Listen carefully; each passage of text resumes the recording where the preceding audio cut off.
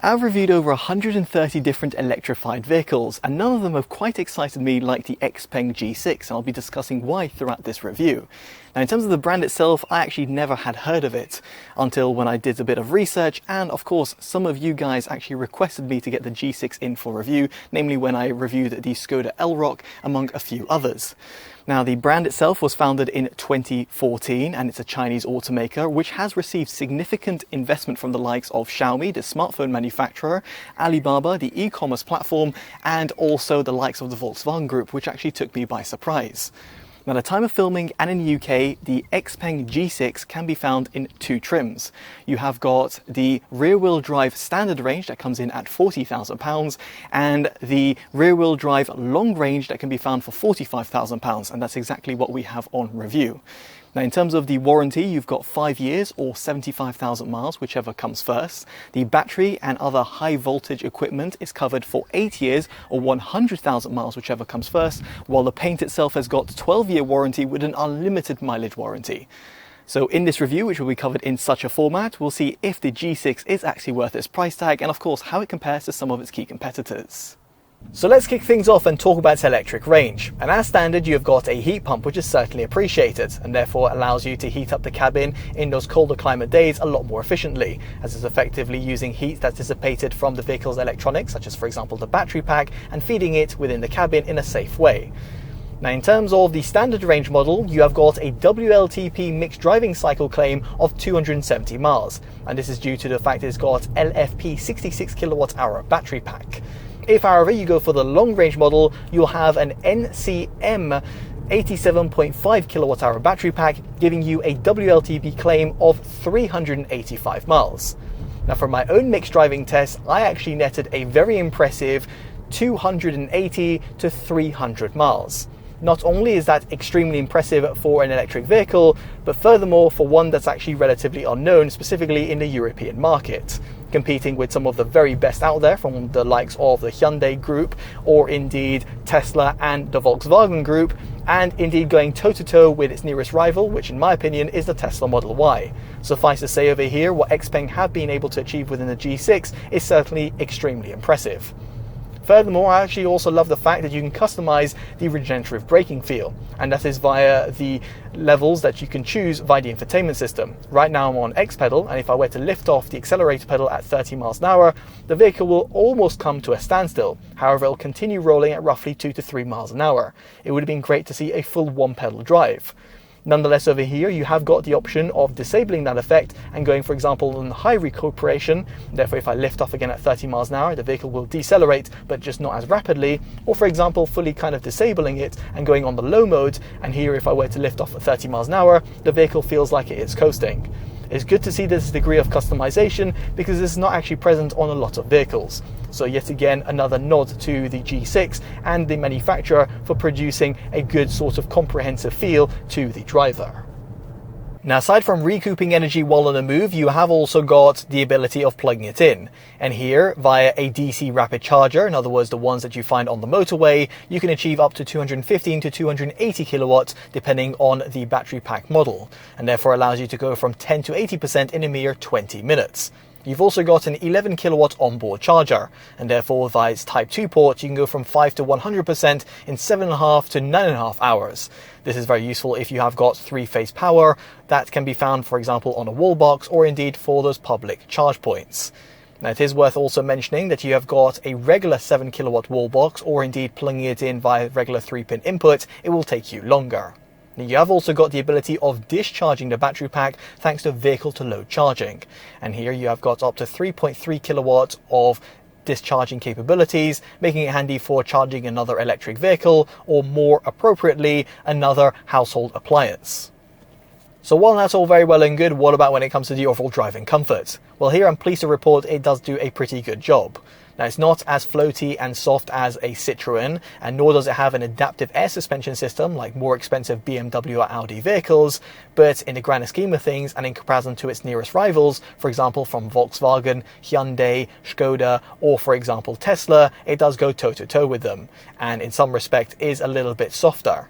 See, while pottering around town, it does soak up a lot of those potholes, speed bumps and anomalies, and while going around winding country routes, it doesn't suffer from too much body lean. It's not exactly the best in either department, but somewhat sits in between. If I had to rank it, it is a little softer than the likes of a Tesla or an MG, but is a little bit harder than the likes of a Volkswagen or indeed a Skoda. Speaking of which, it's not as fast in a straight line in comparison to some of its competitors. Nonetheless, I do think it will suffice for the vast majority of consumers. See here, the standard range rear-wheel drive model has got 190 kilowatts of power or 255 horsepower and 440 Nm of torque, which is dispatched to the rear axle. Here in the long range model, you have got 210 kilowatts of power or 282 horsepower and 440 Nm of torque, yet again which is dispatched to the rear axle. Now this vehicle actually does perform the best in launch mode, at least when going off the lights, and therefore that's a setting that you can enable via the infotainment system. Launch mode effectively gives you a little bit of extra traction and a little bit of extra torque. However, outside of this, I found that sport mode was still plentiful. Nonetheless, to get the best sort of figures, I used launch mode in my tests. And using RaceLogic's Performance Box Touch, I tested it from 0 to 20 miles an hour in 1.78 seconds, 0 to 30 miles an hour in 2.69 seconds, 0 to 60 miles an hour in 6.13 seconds, which is very close to the manufacturer's claim, and 50 to 70 miles an hour in 3.37 seconds. I also recorded a peak acceleration of 0.53 G. So yes, indeed, it's actually plenty fast. As for its top speed, it's electronically limited to 124 miles an hour, which will certainly suffice for a lot of individuals. Now, aside from putting your foot down on the accelerator pedal, what about when it comes to the overall stopping power? Well, here I'm pleased to report that in a controlled manner on a country road, I was able to decelerate extremely rapidly, and therefore gave me good sort of confidence in terms of the front and rear ventilated brakes. Indeed, the same sort of comments couldn't be quite associated with a Tesla, although here, in comparison to the likes of the Skoda and Volkswagen and indeed Hyundai vehicles, it is pretty much equivalent. In other words, over here, the Xpeng G6 feels pretty safe in an emergency situation, indeed if you ever have to use the brake pedal in such a way. So next up we get onto its interior design, and here I really do love what the manufacturers achieved within the G6. It very much does look and feel the part. Even though you've got the use of harsh plastic towards the center console and the door frames, in a grander scheme of things, it does very much feel a step above some of its key competitors. On that note, it's good to see that you've got the choice of both a black and white leatherette upholstery, which is not the same that could be said about, for example, the Tesla Model Y, where you actually have to charge extra for it. The white interior, in my opinion, really does brighten up the overall cabin, which is pretty much appreciated in colder climate countries such as, for example, the UK. Now elsewhere, you have got physical buttons and dials which are found on the steering wheel, which are very much appreciated, and you've also got a button that can be customized to a certain degree via the infotainment system. Yet again, similar to what you'd find on the Tesla. Now behind the steering wheel, you'll have traditional stalks, and one of them is used for your wipe controls and the indicator, while the other one is a drive mode selector, like you'd find on the older generation Teslas. Here, it does take a little bit of getting used to, namely if you're a bit more of a traditional driver per se, but once you get your head around it, it does actually become second nature. Now you might have noticed there are no dedicated climate controls. However, the manufacturers actually thought this through, with a shortcut that can be found towards the steering wheel, where on the left side buttons they can be used to adjust your fan speed and also the overall temperature within the cabin. This is not present, however, when you have got cruise control enabled. Furthermore, you have got the bottom bar of the touchscreen display, which can be also quickly used to access your climate controls. So yes, the manufacturers really thought about how you'd actually be interacting with the vehicle and in terms of the overall ease of use. Furthermore, that bottom bar is actually customizable and therefore means that you can drag and drop some of your favorite settings or apps that you'll actually be using on a frequent basis. So yet again over here, it's good that the manufacturers allowed you that sort of flexibility. Now the display itself weighs in at 14.96 inch. It's a landscape display and it's also very fluid and vivid. It further is very responsive thanks to the fact that it's got Qualcomm's Snapdragon 8155 chipset, therefore meaning that when it came to opening apps or going between different menus, I had no lag whatsoever. And also the built-in maps was actually super responsive. Better still, you've also got a 4-zone voice assistant, which is actually a bit of a novelty and therefore allows you to have different voice assistants depending on where you're actually sitting. Now, as an extension to this, you've also got support for Android Auto and Apple CarPlay over a wired and wireless transmission, which is certainly appreciated, something that you find omitted altogether in a Tesla, although it is present in other rival alternatives. With that said, it is disappointing that turn-based navigation data from the infotainment system from these third-party mobile operating apps does not feed through to the fully digitalized 10.2-inch instrument cluster, which would have been a good additional touch. Nonetheless, over here, the driver's display is very vivid and provides you all the key information that you require, such as your traversing speed and the safety systems that are in operation. I would like to highlight, however, that you have got no head-up display present, be it in the top spec trim or indeed available as an option. Now, what I do rate in comparison to some of the more traditional automakers is the use of the Xpeng mobile app, because not only does it allow you to have certain controls, for example, preconditioning the cabin, but also allows you to use your mobile phone as a wireless key, which will be certainly appreciated in certain scenarios. Of course, you don't have to use that if you so wish, because you've also got the wireless key fob. Now, another area which really took me by surprise was its overall audio system, because here, as standard across the entire trim range, at least at the time of filming and in the UK, you've got a really punchy and impressive 18-speaker, 960 watt Xpeng X Opera configuration. This actually does perform really well across the sound frequency range. And it's worth noting over here, 2 of those audio drivers are actually positioned within the front headrest. And yes, for the driver, it means that you have got phone calls and navigation that can be directly portrayed to your ears, therefore giving you a little bit of extra privacy from the other occupants that are sat within. A small little touch by the manufacturer. On that note, here via the infotainment system, you can also customize the vehicle acoustic sound. In other words, that sort of warning sound for pedestrians at under 20 miles an hour can be customized, for example, with that electric whooshing sound to a traditional engine. Again, it's nice thinking by Xpeng because it gives that degree of customization to the consumer. Now, while that might be a little bit trivial, what isn't is the fact that you have got fantastic cabin insulation. In fact, it's class leading in this department. There are not many other vehicles that I've come across to date that actually rival it. It does really well at both lower and higher speeds, and therefore means that you're going to have a really serene in-cabin experience.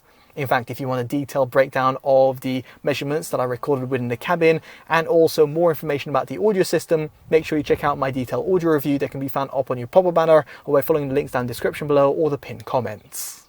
Now, what I also love is at the front of the center console, you've got 2 50-watt wireless charging bays, and they also have got cooling pads which are located just by them, therefore meaning it'll prevent your phone from heating up. Furthermore, they are also lined in a non-slip material, and there's also a slight lip, which prevents your phone from flinging backwards on an acceleration.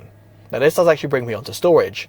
And further down the center console, you've got 2 cup holders. And then you've also got an absolutely humongous center console armrest storage area.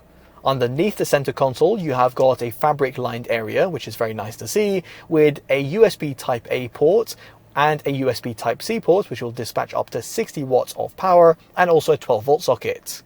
Then, at the back of the center console, you've also got a further 2 USB Type-C ports for your rear occupants, which will dispatch 15 watts each. Now, you have not got any glove box. However, that doesn't really matter given the amount of space you've got towards the center console. Then you've also got humongous door bins at the front, which will accommodate a 500 milliliter bottle with ease. Although it's a shame over here that you've got no non-slip material or indeed any sort of fabric lining. Therefore means that your loose change or keys will be heard rattling about. At the rear, the door bins are unsurprisingly a little bit more limited, although you will find a armrest compartment which will reveal 2 cup holders, which are neatly placed at the front, therefore making it quite comfortable to use on those longer journeys for the people who are sat at the back. Now, it goes without saying that you have also got its boot, and here you've got a whopping 571 litres to play around with, or 1,374 litres if you drop down the seats. Indeed, it's actually plentiful for taking larger luggage or indeed your weekly shops. Furthermore, it's also very practical. You've got an electric tailgate that comes fitted as standard, and that hatchback design making it pretty good to access the back of the boot. And as someone who's just under 6 foot, I had no issues whatsoever. Then you've got 60-40 rear split folding seats with a flat loading bay and a pretty large underfloor compartment, which will suffice for taking your charging cables among a few other things. Although it's worth noting over here that the removable and retractable boot load cover will not fit over here. And equally, you've not got a frunk, in other words, a storage area found underneath the bonnet. But given the amount of space you've got within the cabin and also within the boot, it doesn't really matter in the slightest. Now, aside from transporting goods, what about when it comes to seating comfort? Well, here you've got 6-way electronic controls for the driver with 4-way lumbar support and 6-way electronic controls for the passenger, which is very much appreciated. Furthermore, for the rear occupants, the backrest is also adjustable, therefore making it quite practical for you having it in a reclined position or indeed having it a little bit more upright. Now, headroom and legroom at the back are absolutely phenomenal. As someone who's just under 6 foot, I had no issues whatsoever. It's also great to see that the manufacturer has optimized the rear footwell design, meaning that even the rear middle occupant won't be left uncomfortable on those longer journeys. At the front, it's also a non-issue. And it's great to see that you've also got heated and ventilated front seats and also heated rear outer seats and a heated steering wheel as standard across the entire trim range. Furthermore, emphasizing on what you get as standard is a panoramic roof with insulation and UV protection. I really do love this because it draws in some nice light within the cabin and gives you that degree of spaciousness.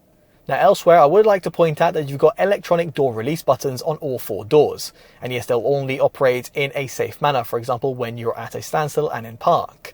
This is very intuitive to use and similar yet again to what you'd find in a Tesla. However, when it comes to entering the vehicle, it's a lot more intuitive because the door handles actually pop out, therefore meaning that you can actually find them in a completely pitch black scenario. So this actually perfectly brings me onto its exterior design, and yes, with those door handles propped in, it actually has a pretty sleek profile. Now this is also aided by the fact that you've got these really gorgeous 20-inch 10-spoke alloys that come fitted as standard. Now in terms of the rear profile, I also love what the manufacturer has done. It kind of reminds me of a Porsche Macan electric, and that's certainly not a bad thing. It's got a kind of sportier flair to it thanks to the tail lights and the integrated spoiler. However, the same sort of praise can't be quite said about the front. I do appreciate looks are subjective, so I'd be curious to hear your thoughts down in the comment section below, but having asked around family and friends and also some of my neighbours, they also agree. It's kind of got a droopy look to it.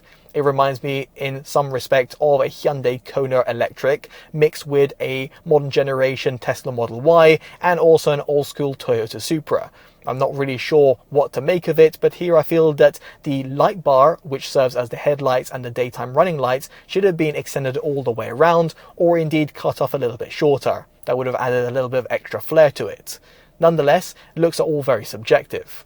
Speaking of which, over here, in terms of your colour finishes, as standard it comes in Arctic White. If, however, you want grey, black or silver, it'll cost you an additional £700. While the Fiery Orange, which is solely available in the long-range model, is available for an additional £900. So next up we get on to safety, and here it scored 5 out of 5 stars on Euro NCAP's crash tests, scoring 88% in adult occupancy, 85% in child occupancy, and 75% in its safety assist scores. Now here, powering the driver assistance systems is NVIDIA's Orin X processor, and here you've got a plethora of them included as standard. Now brace yourselves. You've got adaptive cruise control, which actually works a treat by keeping you at a safe distance from the leading vehicle. You've got lane centering control, which gives you steering support on the motorway. Adaptive turning cruise, adaptive lane change, which actually does work pretty well. Automatic speed limiter. Driver state monitoring, which if you were to yawn in the vehicle, it will actually pick up for driver drowsy warning. So therefore it's something that is actually pretty proactive. Forward collision prevention, forward distance monitoring, forward collision warning, autonomous emergency braking, which isn't as sensitive as some alternatives out there, making it feel a little bit safer. Traffic sign recognition system, which actually did a pretty good job. Intelligent high beam assist, which also was pretty good in those nighttime scenarios. Side collision prevention, blind spot detection, which I actually quite like. And furthermore, it also integrates the blind spot monitoring system directly via the infotainment system or even via the instrument cluster. And you can even customize it in terms of its location, which is really nice to see and good thinking by the manufacturer. And then you have also got door opening warning, lane keep assistance, and emergency lane keeping. Now, while these systems become re-enabled every single time you power on the vehicle, no matter what your last use setting was when you powered off the vehicle, it is worth pointing out that the manufacturers kind of thought it through. See, unlike a lot of alternatives out there where you have to just faff around with the infotainment system, and therefore that's the only way you can disable them, if you had forgotten to disable them via the Xpeng G6 while you're driving, it'll give you a little pop-up warning on the top right-hand side of the infotainment system, making it very easy to disable while you're on the move. For example, the drive you drowsy warning, or for example, the speed limit warning, which I noticed, for example, on those country roads where sometimes it picked up the wrong speed sign. It's good to see that you can easily disable the systems or indeed ignore the warning and then have it bing and bong at you until you have to faff around with the infotainment system. So yes, indeed, the manufacturers kind of thought it through and had the driver in mind. Now on the subject of the driver assistance systems, you have also got rear collision warning and also rear cross traffic alert, which are very much appreciated, for example when you're in a parking lot. In terms of the overall visibility, at the front and at the side I've got no issues whatsoever. However, the rear can feel a little bit limited. Thankfully, however, you have got parking sensors and also 12 cameras, although one of them is also the driver status monitor, which is found within the cabin. Here, this gives you a 360-degree view of the vehicle with also a transparent chassis view as well. The resolution of the camera is also very high and therefore means that it really allows you to see your surroundings. I particularly like the fact that you can see all 4 alloys as well, which is a bit of a novelty. Now elsewhere you've got enhanced auto parking assist, remote parking assist and also straight summon, which can be initiated via the app. All of which are very much appreciated, but of course you don't have to use them if you so wish. So with all that in mind, it brings us on to our verdict of the Xpeng G6, and some might say it is extra pink. I'm really sorry for that joke, but my wife really insisted I put it in this review, and so there it is. Now in all seriousness, this is a fantastic electric vehicle, which in my opinion puts a lot of its competitors to shame and really does tick a lot of boxes. Of course, if you can get over its somewhat quirky look. Because here you've got a really comfortable driving experience, not only due to its seats, but also its suspension system. You then also have good sort of performance, at least in a straight line. Then you've also got class-leading electric range, which goes toe-to-toe with some of the best out there. Then you've got a good use of technology within the cabin, which has seemingly been optimized and designed by someone who actually drives a vehicle. I know that seems a little bit strange to say, but for those people who have seen some of its competitors, you'll know exactly what I mean. Then in terms of the driver assistance systems, they're plentiful, and you've also got good sort of crash safety credentials. Better still, you've got plenty of headroom and legroom for your rear occupants and fantastic boot capacity. Combining all of this, I think the Xpeng G6 is among one of the best vehicles that money can buy. And as a result of that, it easily gets our Best Buy award. Now I'd be curious to know what you make of it down in the comment section below and how you feel it compares to some of the better known brands out there on the market. Now if you have enjoyed this detailed independent review, definitely do consider dropping a like, subscribing and hitting that bell notification, all of which would be greatly appreciated. And as such, I've been Chris from TotallyEV and I hopefully see you next one. Take care of yourselves and goodbye.